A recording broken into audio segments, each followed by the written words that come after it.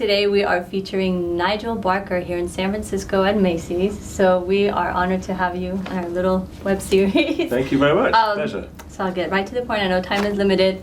Michelle has 3 different ethnicities, being part Caucasian, part Vietnamese, part Chinese, Iranian, Danish, Icelandic, raised in Spain, and I was, in that sense we can relate to being Sri Lankan, Portuguese, and Irish.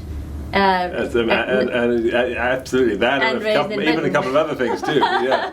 And a couple of other things. What are the other things? Just English and English, Irish, Portuguese, Sri Lankan. That's it. Okay, and you were raised in England. I was raised in England. Yeah. Okay, and so you started out modeling, and then you transitioned into photography. I guess I started out in any kind of professional capacity as a model. I mean, I was destined to go to medical school for a while. Oh. I had studied sciences and maths for A-level in England, and instead of going to medical school, I took a year off and entered the modeling world. And one thing led to another, and before I knew it, I sort of stuck at it and enjoyed it, and had been successful at it.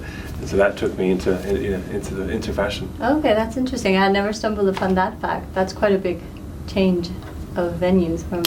Yeah, but I mean, I think it's one of those things where a lot of people in fashion who didn't necessarily start out there. Yeah. I think especially of my era, that now of course it's a very popular job. There's many different degree courses you can take in fashion and photography and filmmaking and anything to do with entertainment. There's a degree in it.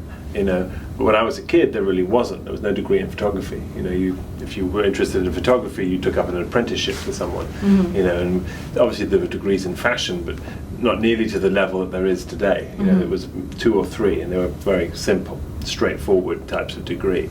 It wasn't something that was particularly popular either. So, at the time it was a bit of a risk and a bit of a gamble, and the industries have changed. There weren't that many models. I'd go into a city and there would be 50 working models in the city. Now there's 50 working models at an agency, and there are almost 50 agencies in the city. Yeah. So there is a very, very different business. Of course, there's many more clients and companies and websites and things and people that want to have pictures, but it's also the budgets have changed too, because there's just so much more of it. So was your transition into photography more of an organic thing? Yeah, it was. I've always loved photography. I've always enjoyed it. I was a photographer at school, at high school. I learned to print when I was 14 years old. I got my first camera when I was sort of, 9, 10 years old. My mother bought me a little Kodak Brownie. When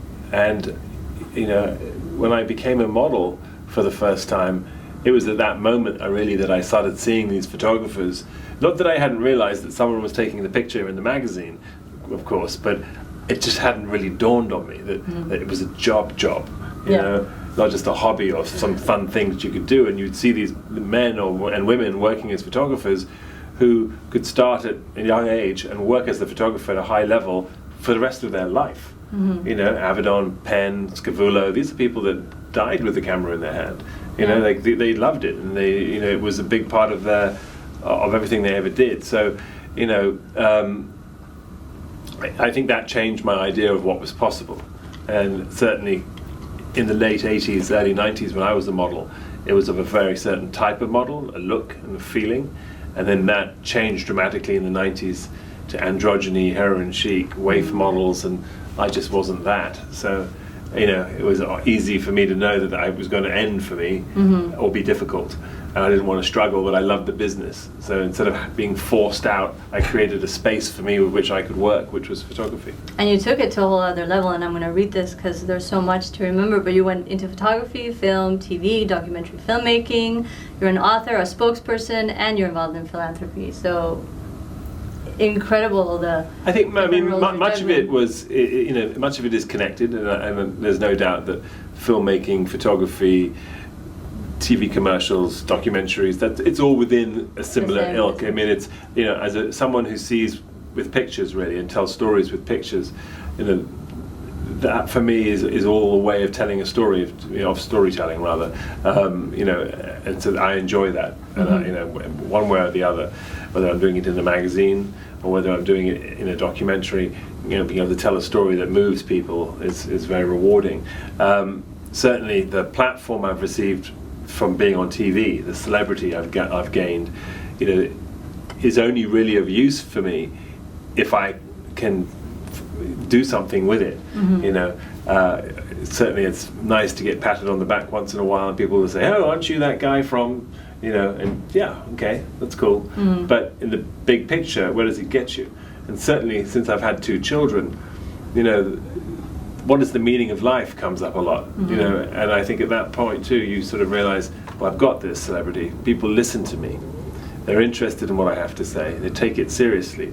So once in a while, certainly, when I have their attention, how about I shift it and put the emphasis on something that I feel is more important, or something that I would like to shine a spotlight on, whether it be pediatric AIDS, the Make-A-Wish Foundation, the crisis in Haiti, animal rights, human rights for the United Nations Foundation. I mean, there are so many organizations and great causes out there. There's something for everyone for sure. I love being involved and like making a difference.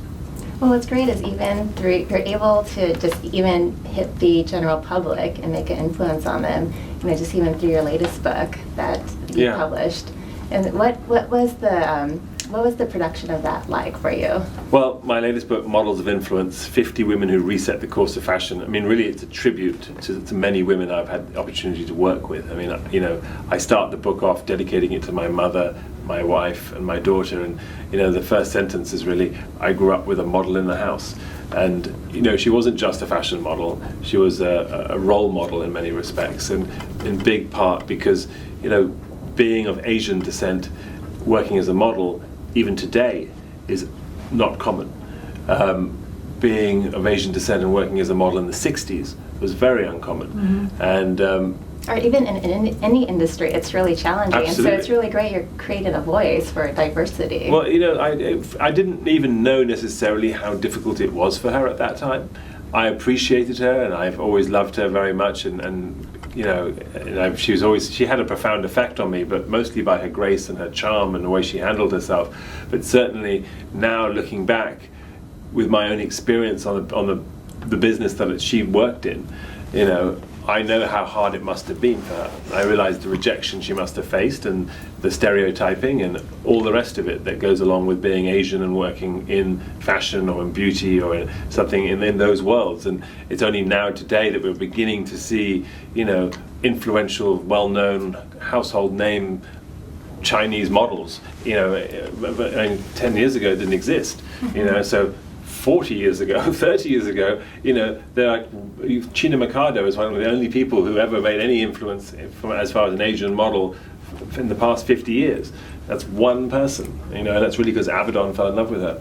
So for me, the book is to talk about people like China Mikado and to talk about Naomi Sims and Naomi Campbell and Tyra Banks and Paulina Poroskova, Twiggy, Coco Rocha, Alec Weck, all these wonderful women who I have worked with, who didn't just epitomize fashion for an era, weren't just successful cover models, but rather helped shape the way we see beauty because of the people they were, because of their personality, because of the fact that they wouldn't take no for an answer, and they changed not just the actual facade of beauty, but the economics of how the beauty business was run at large. People like Elle Macpherson, who got the first license deal in 1989. Someone like Lauren Hutton, who got the first major campaign, 3-year campaign with Revlon for $1 million in the 70s, and changed hourly wages for models forever.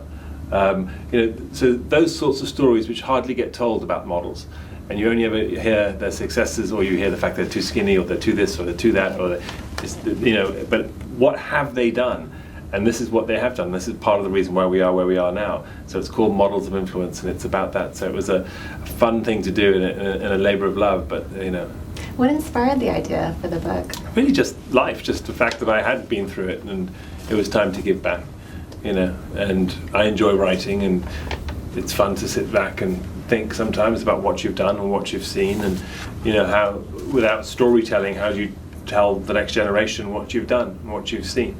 You have to stop once in a while and smell the roses in a way, and sort of let it sink in and say, okay, I've done a lot, but let me talk about it for a minute, just for myself, to analyze myself, where I'm at with everything. And it was a cathartic process, but and a wonderful one too, to really start to dig a little deeper into the people I knew. And and I've spent not just 10 minutes with Twiggy, but years with Twiggy, on the road, and years with Paulina Poroskova, and a decade with Tyra Banks, and 2 years with Naomi Campbell. And so these are extensive periods of time where you really get to see how a person is, and the stories that they tell you on the road, which come out in a way that isn't just an interview, but rather just someone talking to you over dinner.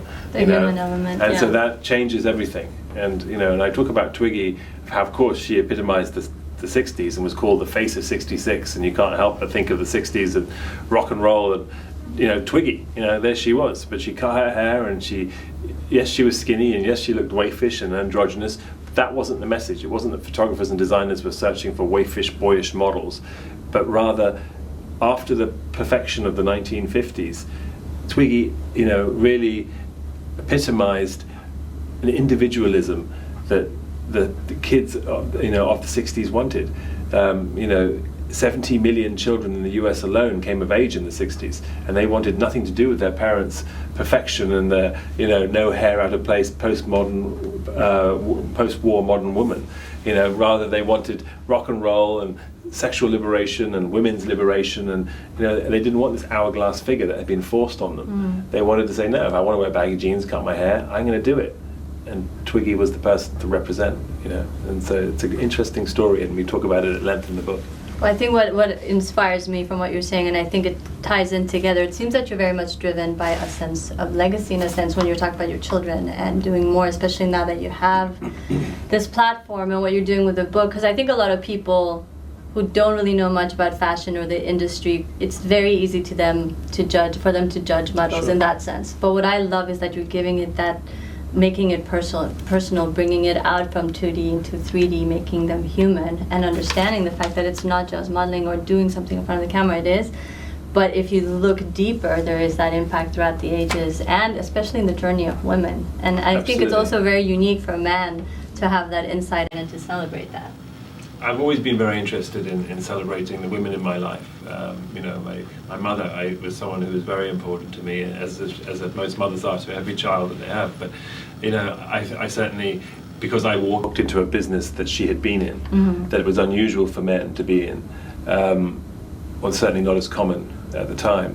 And I found that it was a very interesting business. I remember myself growing up in England as a mixed biracial child in the 70s was uncommon. There were very few of me as well. I was one of the first generations. I wasn't the first because there were before me, but certainly I didn't know any other children who were. At my school I was the only one. There was 2 other black children who left once I got there, and then there was 1 black boy, and me, we were friends partly because we would sort of looked at each other and, okay, the 2 brown kids will hang out, for a while, and then he left, and then I was there, and then of course you'd make friends with everyone else, but it was not that I was bullied, because I wasn't. But people just wondered, what were you? I got that a lot growing up too, because I'm mixed. They're like, what are you? Yeah. You don't look Asian or Caucasian, and people, it wasn't as, there weren't that many mixed. And it's funny, the "what are you" phrasing is what comes at you when you're a mix, for sure. Yeah. And it causes it can cause an identity crisis of sorts, where the child looks in the mirror and actually asks the question too, who am I? And it's hard sometimes if you don't have a great sense of self to know who you are. Adolescence is a time when you are questioning everything about yourself. You're finding out who you are. And if there's a part of the puzzle that you just don't know what it is, you don't know which piece to pick up, and they all look the same, yet none of them fit, it can be confusing. And you see it with children over and over again. And certainly my mother was trying to be anglicized, and so we were brought up in a very English family. But my grandmother, my mother, and my sister, and my aunt, her sister, all lived with us, and they helped instill a great sense of my Sri Lankan heritage, which I think was very important. And it was funny because I remember traveling to Sri Lanka for the first time and seeing these Sri Lankan little boys and girls running around, and it was as if out of nowhere I was seeing a mirror of myself in these kids' faces. I was taller than them, bigger than they were, but the bone structure and the eyes, it was just like, wow, here they are. And I hadn't seen it before. Yeah, and you know what was a trip for me? Because I grew up outside, I'm Iranian Danish, raised in Spain, and Iranian Danish Icelandic, and then the first time I ever really went to Iran, because we left when I was barely 2, I was 23. And the first thing that stood out to me was like, oh my God, everywhere you look, there's Iranian. So it was very foreign concept for me. But I know you probably have to get ready for your event, so it won't keep you too long. But we're going to get a little cheeky now and mention that I did notice in your interview in the Fashion Police with Joan Rivers, yes, you were talking about that there's a whole other art to taking a selfie called the turtle. So we'd love to know more about the turtle, because I tried it at home and it looked disastrous. I did not master the turtle. Well, you show me what you're doing. Go on, give me an example with the camera, and I'll critique you. Okay, so you said put it over your shoulder. Okay, first put it in selfie mode, and then this is a big phone. So hold it over the shoulder, and the moment you look over and take the picture, yeah, it is. So with an iPhone, you can take the picture using the plus and minus. The plus button takes the picture. You don't have to put your hand. That's how you. Yeah. So my hands are still. I did, but so in future, you can take the picture like that. You see. Okay. Which is good because you don't have to therefore put your finger here. So that makes taking a selfie much easier. So you can hold it however you like. So now with the whole point of this is the thing. You don't actually have a double chin, right? So. As a result, you don't need this. You don't need the turtle really specifically. Most of us, including myself, have a little bit of a double chin when we do a lot of these things. So people put the camera up high. However, big head, small body. If you do that, not the greatest look. So if you're a fashion photographer, you normally shoot around shoulder height to get a portrait or a bust, because everything is in proportion, right? So it's a little bit more flattering. Of course, we master the light and we get it all in the right place. But one of the tricks of that, because people are worried about double chin, is if you stretch your head up, that muscle tightens, and then when you come down and over, it holds up. And that's all it is. It's just a tighten, come down, and around to camera, and you're ready with your finger and take that picture, because it doesn't hold forever. Oh look, I look very bored. I look bored with black too. It's actually kind of artistic at the same time. There you go. There we go. So thank you so very much, and hopefully we'll master the turtle. Next time we'll see you, we'll impress you. Thank you. Nice to see you back. All the best.